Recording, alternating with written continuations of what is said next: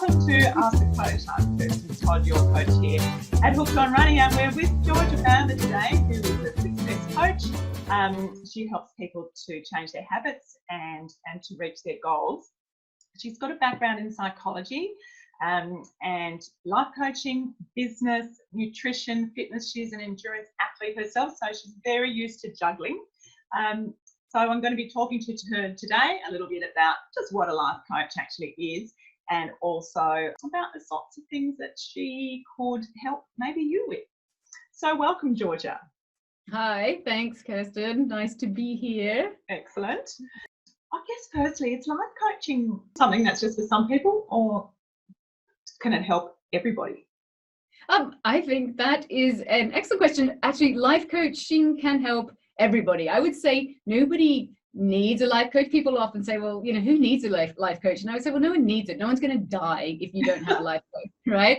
I mean, if you don't get a life coach, you know, your life's going to tick over. You'll be, you know, kind of going along as you always have. So no one needs one. But in my opinion, everybody should want to have one. Because a life coach can just change your life in so many ways. It will take your life from, you know, that trajectory of kind of, you know, just flat, maybe, you know, ticking along, and it just takes it up to a whole new level. So anyone can benefit from having a life coach. It just helps you take your life basically up to new levels that, you know, maybe you might have achieved by yourself over time, but it really just ramps up your chances and speed of success. It's the acceleration factor that's and even just the doing it factor. Like, some people will just never realize their own kind of capabilities and potentials unless someone can help them see that. So they might not even know that they could do it or dream that it was possible. So a coach basically helps you make your dreams reality rather than be dreams. What does a life coach actually do?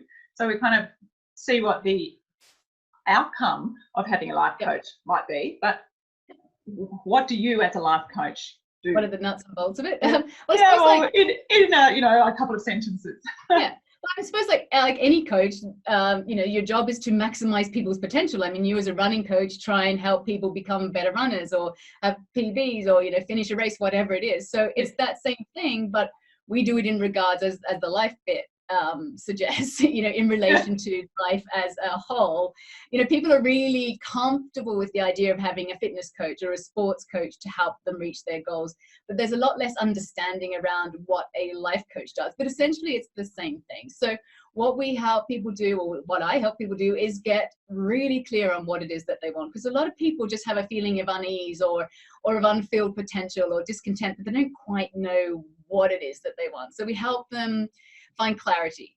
And then once they've got clarity, I help them learn the kind of skills and the tools to then take stuff to a new level. So to look at also what's been holding them back.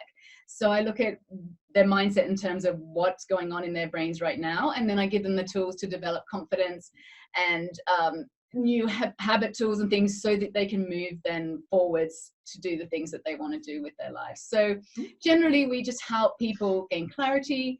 But also I think a really important part of coaching is helping people to get a new perspective on their life, like seeing the wood for the trees, because often we're so caught up in that day to day that we just can't see what's going on. So a coach can help you like pull back and take like the bird's eye view of it all. And then also what I'm really good at is asking people questions and getting them to ask themselves better questions, which then gets your brain turning and the lights start to switch on and then everything starts to make sense. So I think it's just that process of starting to question what you're doing with your life, which really spurs the whole thing on. And it's the treadmill. And if you don't take, as you say, a bird's eye view, sometimes you'll just keep doing things because that's the way you've always done them. Very few people stop back and think, but what do I want to be doing? And so having a coach is somebody who's interested in you. And there's so very few opportunities in life where you get to have a conversation with someone who doesn't have their own agenda, who isn't thinking about what they were doing last Friday or whatever. Like, they're there 100% focused on you. And it's rare to get those kinds of conversations. So that alone, coaching is worthwhile doing, just to have that person to talk to. And then there's so much more that you get from it. You've also got a degree in psychology. I do, yeah. What do you see as the difference between a psychologist and a life coach? Well, I suppose psychology in general is just the study of the mind, isn't it? But when people think of like psychologists or therapists or counselors, they're thinking mental health. So if you were to come at mental health from a counseling perspective, it's very much about trying to get people who are in a negative kind of state to just a level neutral place of wellness. Whereas coaching takes people from the neutral state and tries to get the best out of them. Right. So I would say that counseling is kind of almost backwards looking. It's trying to figure out, well, how did you get where you are now, and how can we just get you to a place where you're fine. Yeah. Whereas coaching is forward looking, and it's more about, well, what are you going to do with your life now? What can you achieve? What's possible for you? So it's really much more focused on that positive element as opposed to just fixing the negative elements. Yeah. I guess if you kind of look at that using a sporting analogy, it's counselling is kind of fixing the injury, getting you to a state where you can then like rehabilitation. Yeah, exactly. Yeah. Okay. Whereas coaching would be getting you to the finish line of your first marathon. Counseling's very much focused on why, whereas coaching is focused on kind of, well, what's next? What are we going to do about it now? Like, right. Even though your past, is important to some extent, it's just like, well, that happened. That's bad luck. What are we going to do about it now? Okay. Yeah. I mean, counseling has its role for sure. Yeah. But it's not the same thing. You probably don't have to actually study as much to be a life coach. I think that's psychologist, but with you've got to do both. I think that's the problem with coaching, is that it's tainted with that brush. In that, absolutely, it's true. You can go out and probably get a coaching certificate, after doing 3 hours of training or whatever. There isn't that same qualification as somebody who's become a therapist who's generally done a psychology degree. Yeah. So, I mean, I was very reluctant in the beginning to go and call myself a life coach, because having a master's in psychology and having worked in that field, it sticks in your throat a bit, because there are a lot of, scammers out there, or people who have the best intentions but actually don't really know what they're doing.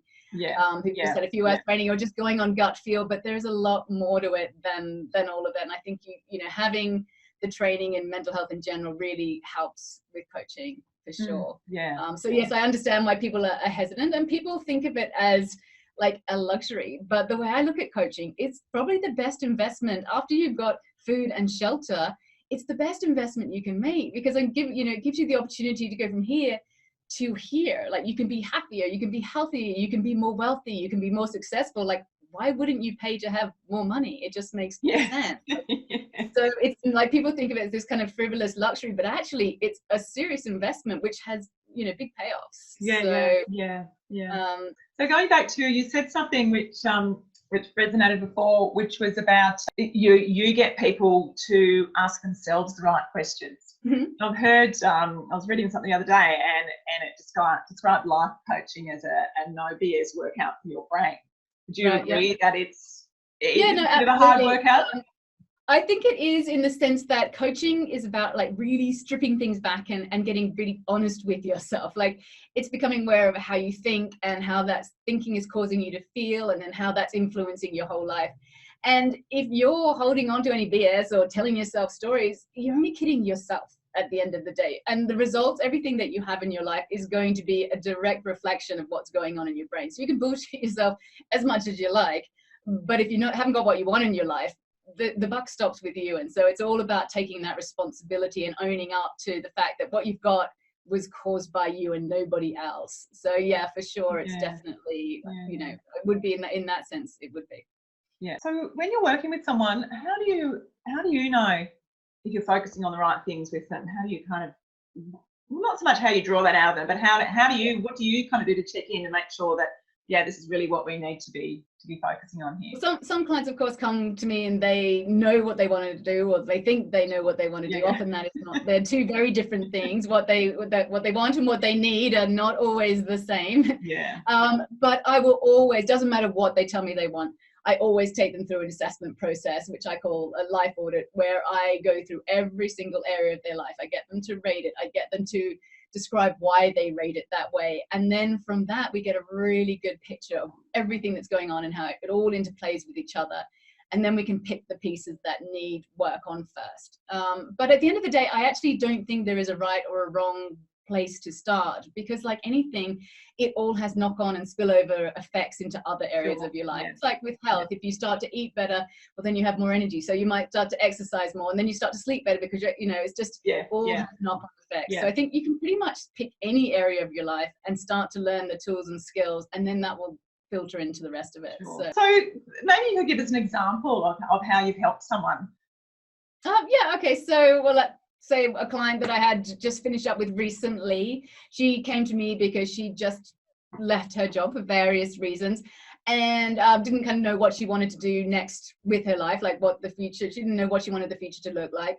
And this is kind of common with a lot of my clients. They just have that feeling that they want more, or that they've kind of missed the boat, or there's something else out there waiting for them, but they're not sure what it is. So I basically just helped her brainstorm all the possible futures that, you know, she could have, and what was she looking for, and what was important to her, and help her get in touch with her values and her priorities. And so then we drew like all these pictures of possibilities, and then narrowed them down to what she wanted. And then you look at like, there's lots of different ways to get to one result. So we looked at ways like, how can we get to that result?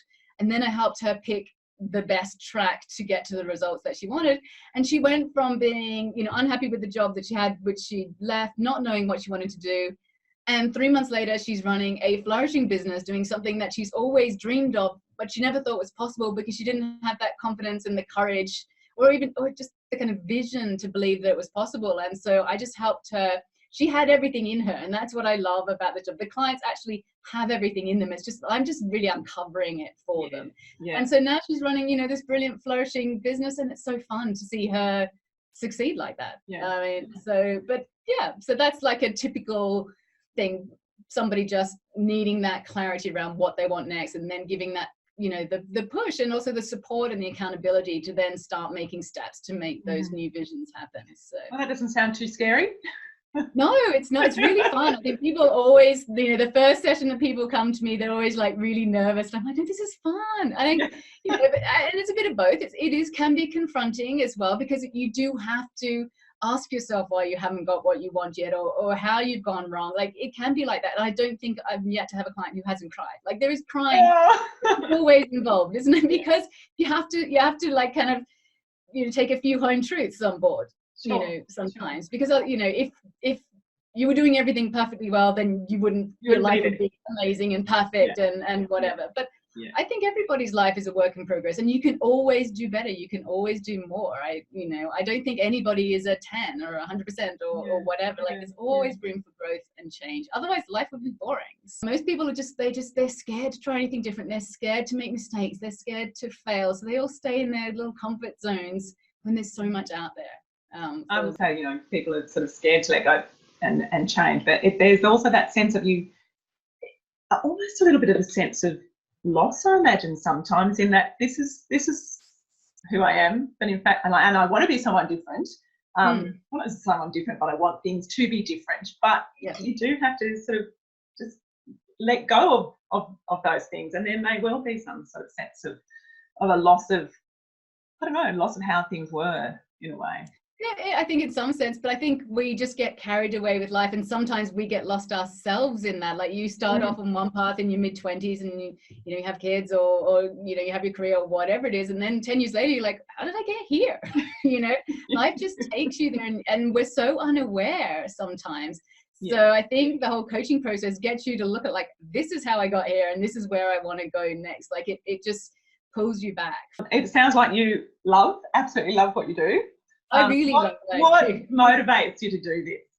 I think I really, really hate seeing potential being wasted. I hate when you go out into the streets and you see people, and you just look around and people aren't smiling, they're not happy, they're not enjoying themselves. I just hate people living lives that are like, okay, you know, you ask her, how are you? I'm okay, I'm fine. Like, I think we're so lucky to be alive, and life's so short. I want to help people be more than fine. I want to help them to, you know, find out what they're capable of, and help them to do that, because I know that people really have so much more in them than they generally give themselves credit for. So that's what motivates me. It's just getting people and helping them see that potential, and then create something that they're really happy with. It'd be great if you could just elaborate a little bit more on what the sort of the steps that get taken along the way. So let's say I've come to you and I just said, Georgia, I just want to be a bit happier, and I can't really define anything more than that. What's the first thing you then say to me? Or, you know, well, I have a whole kind of process that I take people through, and I actually call it the transformation bridge.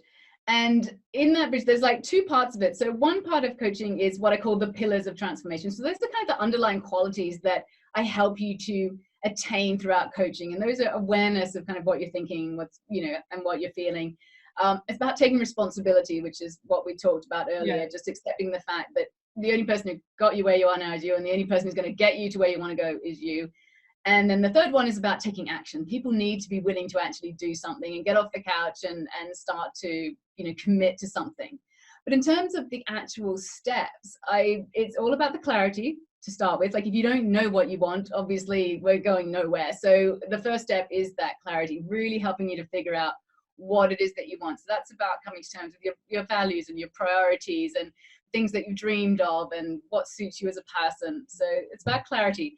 Then it's about understanding motivation. Like, why do you want those things? Because I think your motivating force has to be greater than the pain that you're probably going to have to go through to get what you want. Because it's like running. Like, you need to have it's that finish line. It's that finish line. Well, actually, for me, it's the t-shirt. I do the races for the t-shirt. But if there was no t-shirt, I don't know if I'd want to get up and do a 2-hour run in the morning. So it's having that motivating factor. So it's finding that and making sure that you really want this enough to go through the effort to get it's there. Interesting, just as you're going along, I'm nodding, saying, because it's coaching, and it doesn't really matter, as you say, it doesn't really matter if it's sports coaching or life coaching or whatever. It's coaching, and there's processes that absolutely. And so then once you've got that, then I look at the blocks. Okay, you want this, so why haven't you done it already? Okay, so then we look at what stopped them to that point. And some of them are physical blocks, like actual objects or the people in their lives getting in their way, or they could be internal blocks, so their thoughts that are getting in their way, or their feelings, or anything. So we look at that, and then I help them to really get to grips with their mindset, because I'm a big believer that you need to develop the mindset of the person you want to be now. Because if you keep thinking in the same old ways, doing the same old things, you're going to get the same results. So it's about adapting your mindset to the one of the person that you want to be in the future. And people find that a bit tricky. And then ultimately it's about having a plan.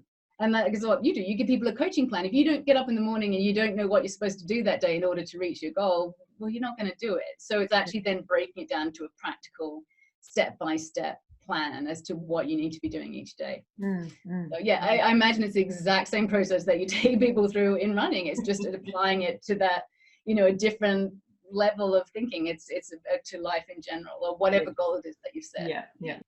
What are some of the sort of things that people have done that really surprised you in a good way? I mean,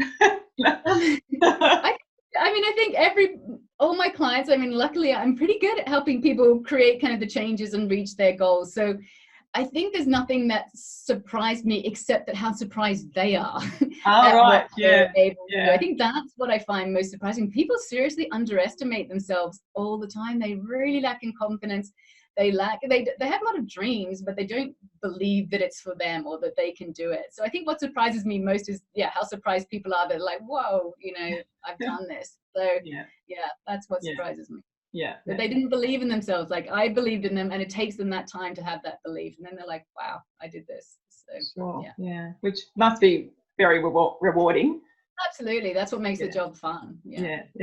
And so then, for people who are listening to us now, what would you suggest might be the one thing or the first thing they should do if they're wanting to make some changes in their life?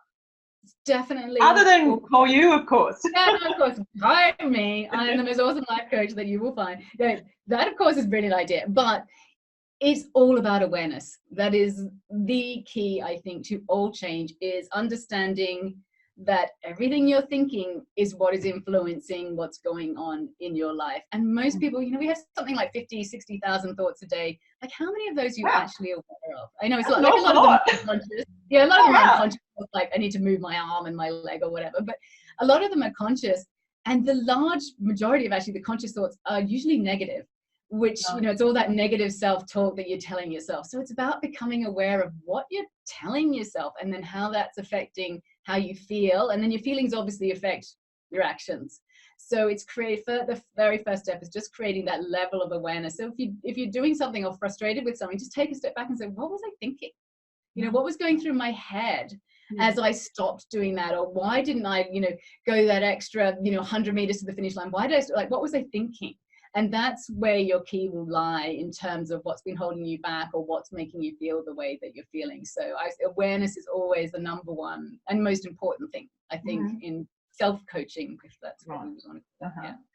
So if people wanted to find out a little bit more about what you do or work with you, what can they do? Obviously, you can go to your website and I'll then go to my website, which is georgiabamber.com. And I've also given you the link, I think, which you're going to put in the notes of this interview, for a workbook, which is a life audit workbook.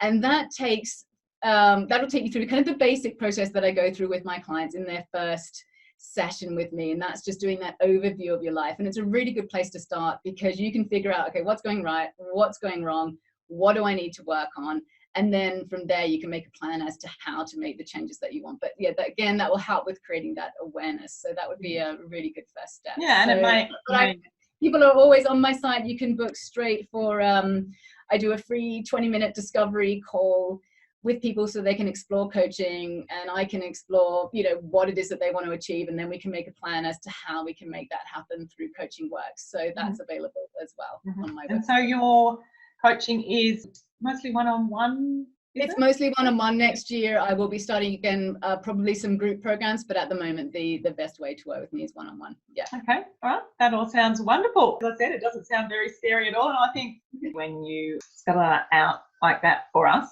that makes an awful lot of sense, doesn't it? Yeah, it's just having a cheerleader and somebody to help you be your best version of yourself. Like, it's fun.